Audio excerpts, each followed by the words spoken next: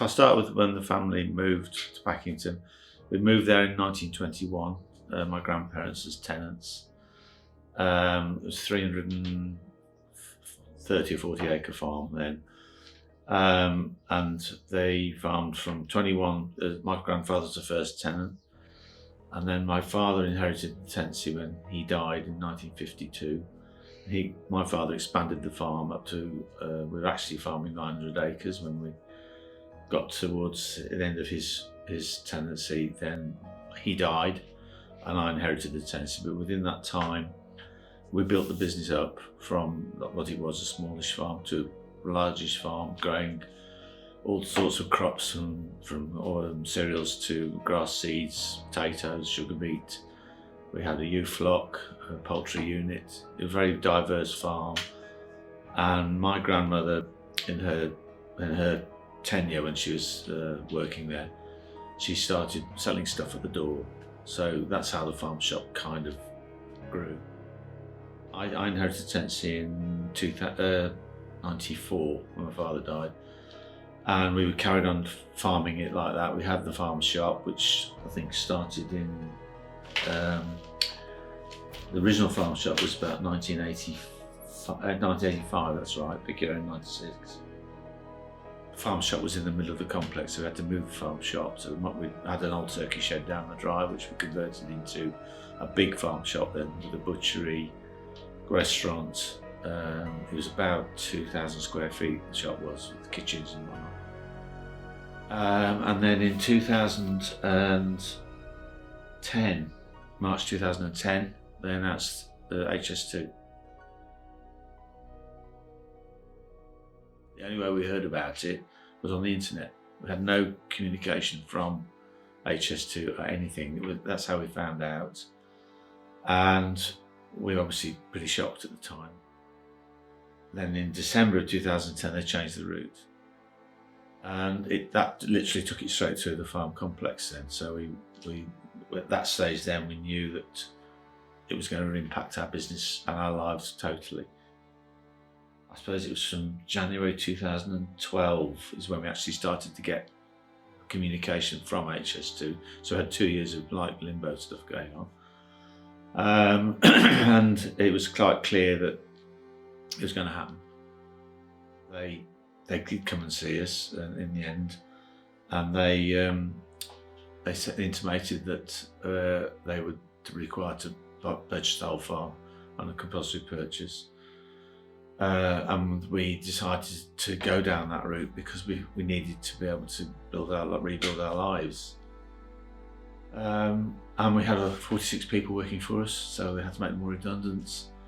I mean, HS2 picked up that bill, if you like, but what they don't appreciate, or never really appreciated from the word go, was the emotional stress of it all. And it was a very difficult time for all of us at the time, because we'd been there 100 years as a family. So that side of it was a massive impact. Our final payment was last year, 2022. So it's taken from we sold the farm to them in 2016. And we had some money, and then we had a bit more money, and it's just been dribbling along like that. But it took 6 years from then to to get to where we are now. We moved on, as it were, to a degree, but it's a scar that won't heal, I don't think, ultimately. But yeah, we are where we are.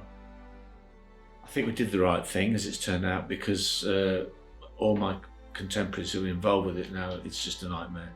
Since HS2 got Royal Assent, they seem to have their own agenda, and they don't really engage, and they just steamroller their way through it all. And it's really tough, I think, for folk that are still up there. The NFU, National Farmers Union, and the CLA are doing what they can, but there's very little you can do when you're fighting against a body like HS2, who are just a monster out of control.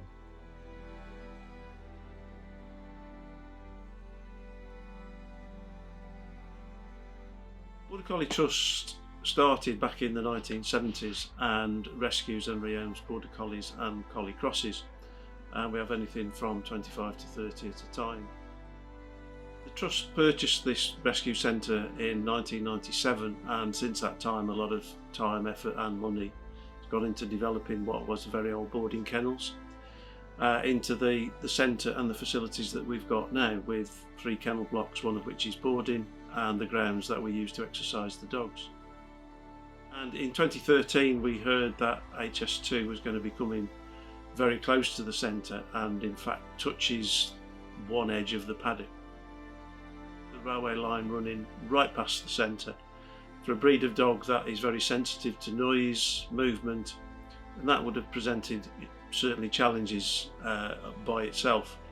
But then in 2016 they announced that a narrow lane that runs to Stockwell Heath, a little hamlet, was going to be diverted and would come diagonally straight across the paddock, which would have meant we'd nowhere on site to exercise the dogs that we have. We began negotiations in 2016 with HS2, and since then we've had, well, I've lost count of meetings. During the pandemic they were all online Zoom meetings, and throughout that we've explained our difficulties, the loss of land, the impact of the noise, the construction, but never really got anywhere. Our view was that we would have to relocate to be able to carry on work here. Without that land would have been impossible. So negotiations went on for a number of years on that basis, in the belief that HS2 would assist and be mindful of the difficulties that we faced.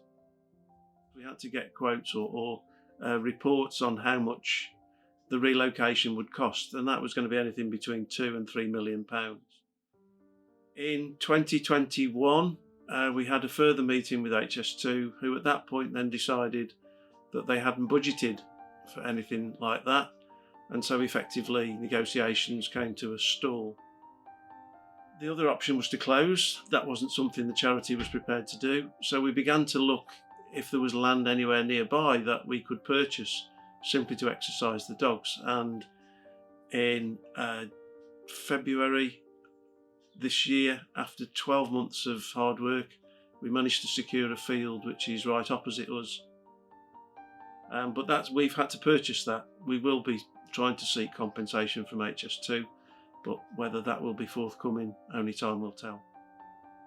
Many of the people who live in the hamlet of Stockwell Heath have gone now. The houses, I think, apart from one, have all been purchased by HS2. But it is frustrating when you spend time, effort and money for something that is not of your making. There's a lot of so-called support and compensation, but for us, we've yet to see any of it. And I do think that the toll on many people, particularly some of the farmers and householders that I've heard of, is quite immense, and that's a problem that's going to drag on and have a legacy that may impact on how well HS2 is seen in the future. I think it's a project that has dragged on for so long. It's coming at an enormous cost, and of course now much of it has been, or a fair proportion has been postponed. Will it ever actually get built? Will it ever provide the improvements, the facilities, the infrastructure that it's being promoted to do?